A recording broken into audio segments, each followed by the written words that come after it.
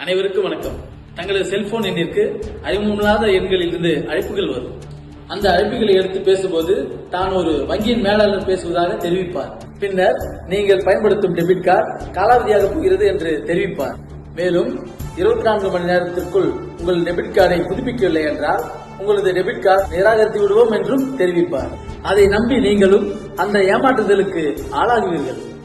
மேலும் உங்களது டெபிட் கார்டை புதுப்பிக்க உங்களது வங்கி விவரங்கள் மற்றும் உங்களது செல்போன் எண்ணிற்கு வரும் ஓடிபியை கூறுமாறும் தெரிவிப்பார்.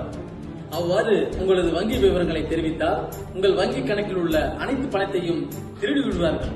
இதை போன்ற மோசடிகளுக்கு நீங்கள் ஆளாகி இருந்தால் உடனடியாக 1930 என்ற டோல் ஃப்ரீ எண்ணுக்கு கால் செய்து புகார் அளிக்கலாம்.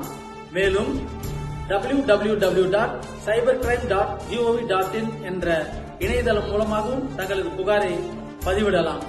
பொதுநலன் கருதி வெளியிடுவோர் செங்கல்பட்டு மாவட்ட காவல்துறை. நன்றி.